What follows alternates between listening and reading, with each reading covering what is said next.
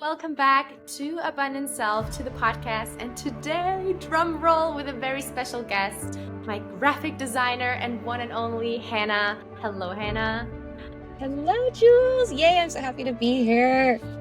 I'm so excited for you being here. This is like, as we just said, recording. This is just like a conversation that we're going to have. Super cozy. So if you also right now listening, if you feel like you want to get cozy, grab a tea or a water, or like get into your sweatpants and just get comfortable. Yes, I love that vibe. I was thinking that I wanted it to feel like I'm coming over to your place and we're just having a girls' day. And so I definitely wore the outfit that I would wear if we were just kicking it on the couch, having a deep conversation, having some snacks. So yeah, I was definitely feeling into that vibe. I love that. So cool. So now for anyone out there who does not know you, I mean, I've been like posting about you and about our collaboration and our work together for probably now weeks on my socials. But if anyone is listening who has no clue who Hannah is, can you introduce yourself? Yes, absolutely. Hello. My name is Hannah. I'm a brand designer and a sales funnel strategist. I help women who sell online courses, digital programs. I help them fully embody their brand online, really step into their vision with gorgeous branding that makes other girlies land on your Instagram feed and go, "Oh my gosh, I need to follow. I'm obsessed with her." Like my role is to help women totally embody themselves online. And I just feel like that's my zone of genius and the thing that really lights me up. Jules and I have worked together. We've done the branding, logo, color palette, typography, and then even diving deeper into the brand message, the brand psychology, and really helping women get clear on what their message is, what is their brand voice in the world, and then how can they use their special skills and talents to really help and serve others. And then I help them design all of the strategic web pages and the funnels that actually help you deliver your programs and your courses online. So taking care of link in bio and everything beyond, that's really my zone of genius. And that's how Jules and I got connected too. Yes, and you've so nailed it. Like I am obsessed with everything, like the branding that you've done and the website, of course. Like just it's just so nice for me to know that my ideas and my, as you said, like my vision, someone is there to take care of it and someone's there to transform it into Mm. something so much even, yeah, so much better. And especially because graphic design, like I have no idea whatsoever when it comes to graphic design. So knowing that there is an expert out there, there is someone that you can trust and that has done it for multiple women and yeah, dozens of others, is just a really good feeling.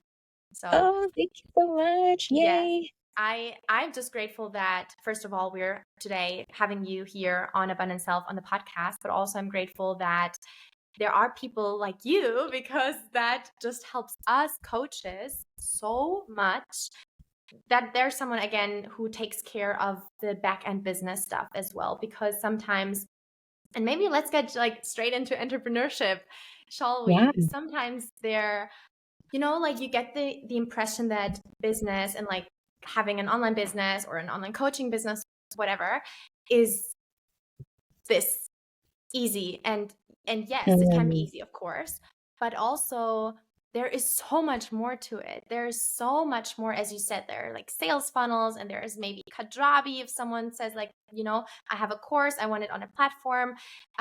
There is so much strategy that you don't see on Instagram. Like you definitely Mm. do not see that.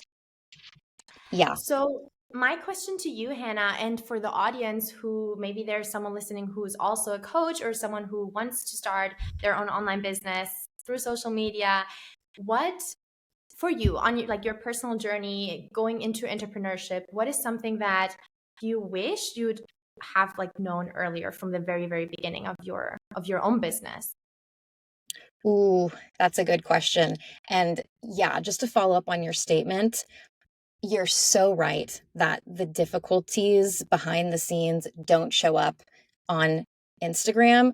There's a lot of the the success and the wins and the content creation and the fun stuff. But the fact of the matter is that when you're an online coach, you're running an online business. And I think that the most overlooked part of that is the amount of technology and understanding of different platforms and how you're going to need to literally figure out all of that on your own. Like that's just really overlooked. And Mm-hmm. I find that that's where a lot of people get the most stuck. Luckily for me, I can say I didn't get stuck there because tech and website has always really been my zone of genius. But one thing that I really wish that I knew earlier was I don't have to do everything on my own, and that I should start creating systems and processes that I can teach other people so that they can help me grow faster. That's definitely a stage I'm in right now, wishing that, I've been running my business for 3, almost 4 years now, just wishing that I started bringing more people on earlier to help me and not continue the mindset of I have to do everything myself. Yeah. Yes. That's such a good one. And I think especially if you are, in your early stages of business, congratulations that you've been in the business for like 3 to 4 years. That's amazing. That's really, really great. Now, I think especially when you are in your early stages, as you say, Hannah, sometimes you think you have to do it all by yourself because there's also this thing of like being a perfectionist and thinking that, you can do it the best. You are the best at everything. Or like, I can do it all by myself. Like, why should I Yeah. hire someone? Why should I outsource if I have time, I can do it, everything is flowing. But for me personally, I was really now when I came to this point where I was like, no, I want her. Like I need you, Mm, right? It was because I also realized, as you say, with the zones of genius, like I'm not an expert, but there are experts out there and they do exactly what I want and they are there to help me, to support me. So that's a really, yes. really good point. I definitely love that. Do you feel that it has been a challenge? Like I know, there are like with hiring someone, it's like also ups and downs. You have to trust someone a lot as well to be like, okay, you're going to do this for me.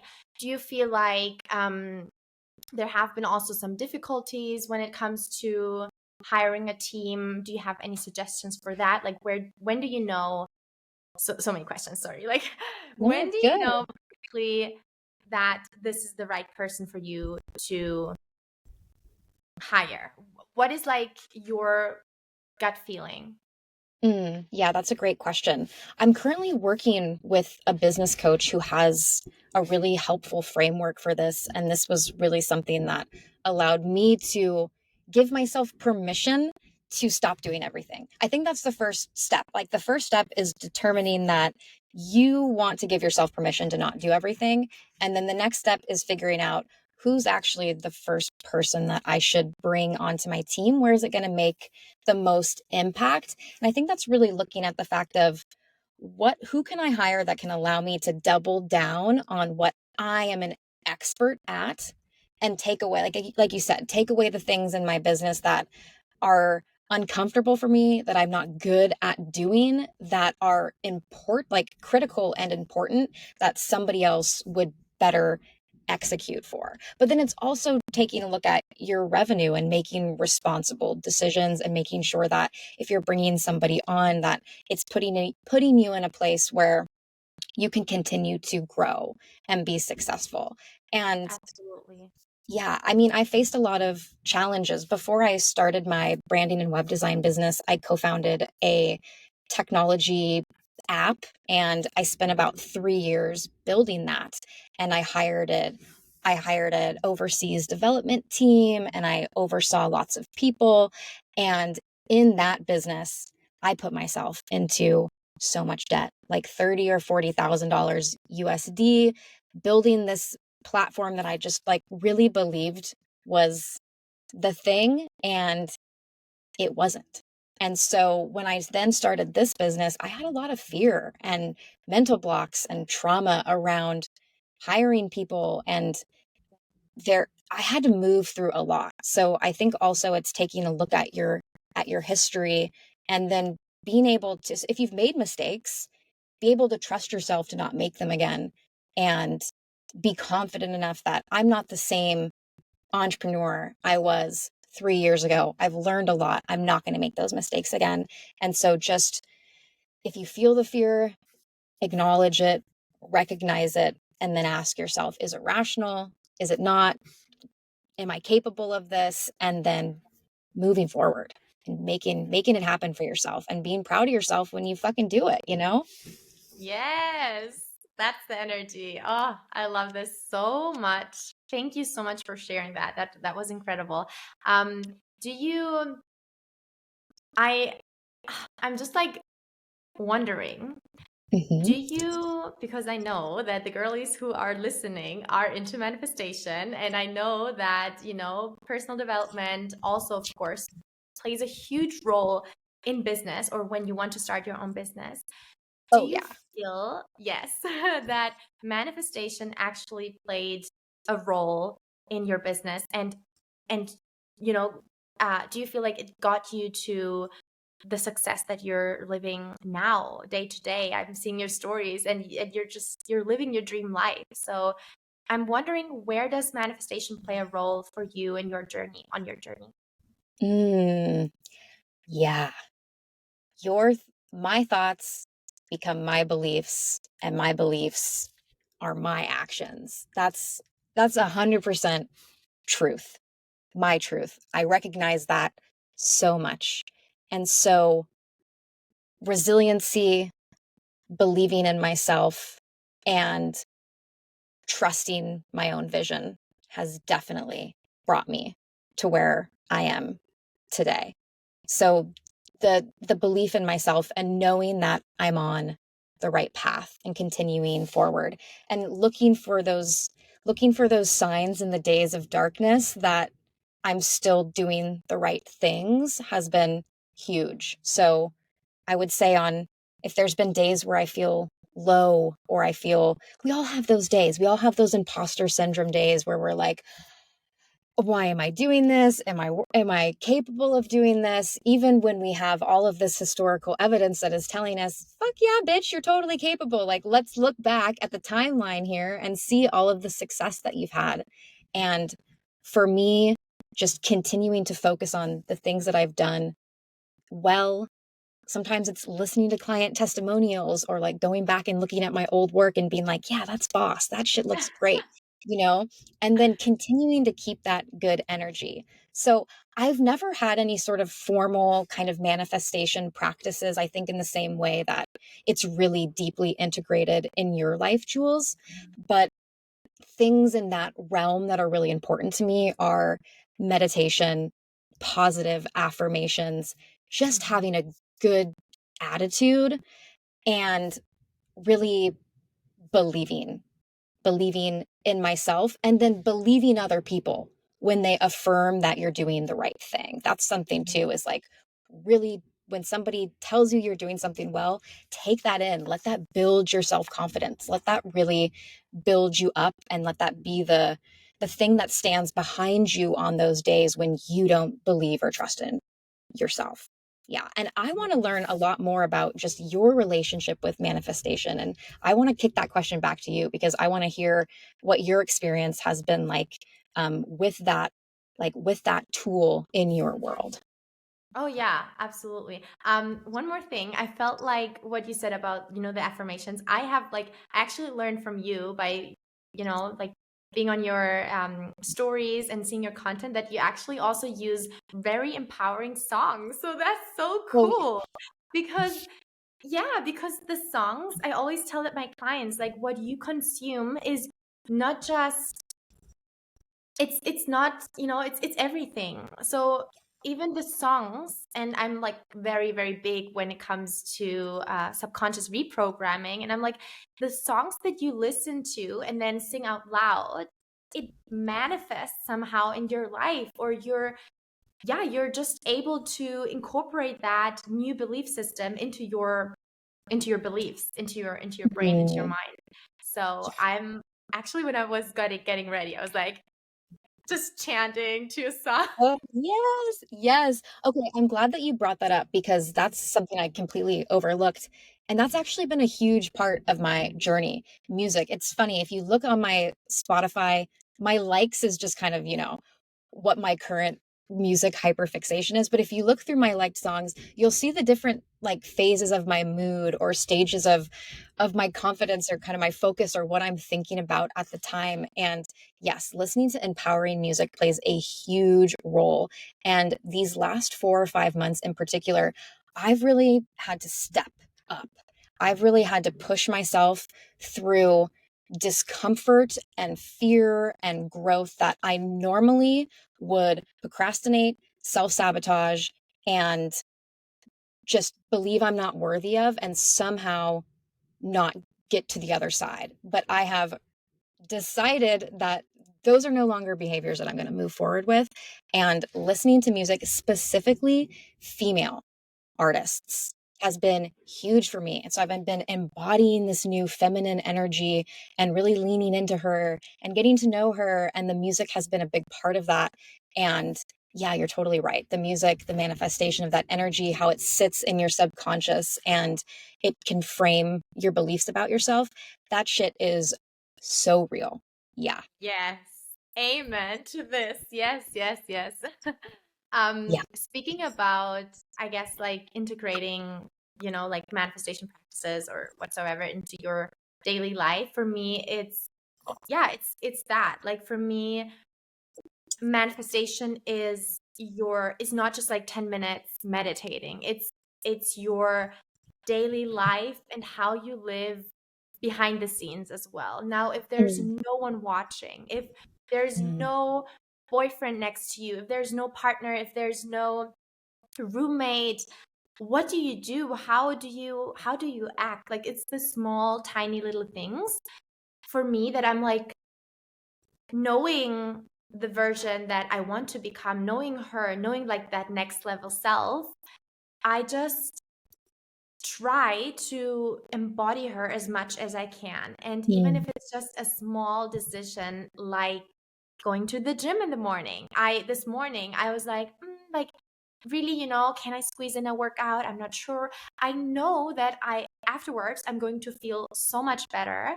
I know that I also thinking about that next level version of myself. I know she goes to the gym, she works out, and she loves her body mm, and how, it's able to move. So it's like just those tiny little decisions. And it even goes to a point, and I also spoke about that with a client actually just yesterday, where we were speaking about those tiny decisions, or I guess, yeah, like these tiny decisions, it's like habits, and those, it's habit stacking, that you do during a day. And so even if, or sorry, even just the laundry, if you have like a pile of laundry and you just wait to wash, or mm, dishes in the sink, and you just like, I'm gonna do it later. Like why would you want to wait? Why do you do it later if you could do it right now? And those are the decisions that I try to make from my higher self, from my next level self, knowing like that is the ultimate manifestation. Because if I now show up as her, I'm just going to become her so much faster. And mm. yeah, I guess that's like why for business, it's also so important, because it's just, it as entrepreneur, Hannah, life and business, it just goes hand in hand. Yes. Oh my gosh. Thank you for sharing that because you're so right. It's the little it's the little things. It's the daily actions. It's the micro promises, the micro commitments that you make to yourself. And if you continue on the path of not following through on your little micro commitments, those add up in a big way. And if you do every day follow through on your micro commitments, those add up in a big way on another end of the spectrum. And of course, we're not about it every day. Like, Yeah, I know there's some days it's like, absolutely. I will do the dishes tomorrow, but it's the fact of saying, like, tomorrow you do them. And then that has been a big part of building my self-confidence. And I imagine, Jules, that you may relate, and I'd love to dive into that with you, of how following through on your daily commitments builds your self-confidence as like an individual, as a woman, but also as your ability to be successful and to execute and to make good decisions in your business as an entrepreneur. It's the things that you do in your daily life that really translate. Like, there's a quote, it's out there: entrepreneurship is the ultimate personal development program. Like, Yes. like I couldn't agree with that more. And I think that's why I'm so drawn to entrepreneurship, and that I've been obsessed with it for so long, and that I love it so much. And it feels so true to me, because personal development and self-growth and wanting to look wanting to look within, and like really wanting to change, has always just been really core and essential to me. So yeah, I love entrepreneurship because of that factor, because it forces you to it forces you to grow in ways that you just it's difficult to tap into otherwise. Yeah. Yeah. I was just about to say, would you ever want to change your current life or like entrepreneurship in general? Ooh, this question We go deep. this question actually triggers me in a good way. Being triggered is good. It allows you to really look within. And I can say without a doubt that on my days of self-doubt, of course I go there. I could just get a 9 to 5 job, and like, no hate to that at all. Like, I don't in any capacity see any sort of like superiority of being an entrepreneur over working a 9 to 5. Like, they're two totally different lifestyles for two totally different people. And there's no like, I don't attach Yeah. anything. I don't attach anything to either or. But I know that I only think about that when I doubt myself. And I also know from historical evidence that anytime I've ever said I'll never do something, I probably might. So in the far, far future, one day may I work a job for somebody else or work for somebody? Maybe. But do I feel aligned with that right now? Does that jive with my vision? No. But I'm not against it if in the future it feels right. Yeah, that's really good. Yeah, same here. Absolutely. I feel like exactly what you said. When there are like, entrepreneurship, and most of my listeners here on the podcast, they know because either, they're entrepreneurs themselves or just from listening, it's like a roller coaster, an emotional roller coaster, and there are ups and there are downs. And yeah, on like when it goes down and like everything feels like it's falling apart and nothing is working and all those things, and there's self-doubt. I totally see, and that happens to me as well, that I'm like, like what actually, how would it even feel? Like, I try to connect again with like, how does it feel not having so much responsibility because you're working for someone else and you clock out and then that's it, like you go and you have your weekend. As a business owner, and you know that, Hannah, you have all the responsibilities, or let's say you are the owner, you are your own business owner. So basically what happens is that the weekend comes and you might still thinking about this client or this or that, and it's sometimes, I guess, and this is like a really vulnerable share just from my personal experience now in this last year, it's Mm. hard to turn off your head. But then on the other hand, it's something that's so interesting, so exciting, so fulfilling, that there's some weekend days that I have to force myself not to work because I just want to. And I guess like it's finding this balance of like, yeah, just navigating entrepreneurship. Yeah. Can I ask you a question, Jules? Of course. Okay. So I love what you say about it being involved all of the time. Do you love that that your business is always on your mind? Like, would you change that though? Would you want weekends where you're totally unplugged and you log in on Monday? Or are you obsessed with the fact that you're constantly excited about what you're working on? Oh, I totally would love to not think about it. I mean, come on. I would so love to Friday, 4 p.m., just be like, okay, bye, see ya. And just like forget about everything and just like go blank in my head and do other things. But it's not possible because because content creation, for example, is a crucial part of my business. And so I might be in the shower on Saturday in the morning and I suddenly get an idea for a piece of content. Like it's just not, yeah, it's very difficult to put that into words, but it's, I guess, for me personally, at least now in the beginning stages, not that easy to separate it and be like, okay, my head is just gonna go blank when it's weekend, you know, and yeah. Turn off. Here. Nope. However, I know that it's not just here in entrepreneurship, because I know that when I used to work at the gym, I would sometimes on the gym floor and, like night shifts, and sometimes I had to actually work nights and then in the morning as well because there was someone sick, or like, I don't know, I had to jump in and cover the morning shift. And so I was there until 11:30 p.m. and then at 5:30 in the morning again, opening the gym.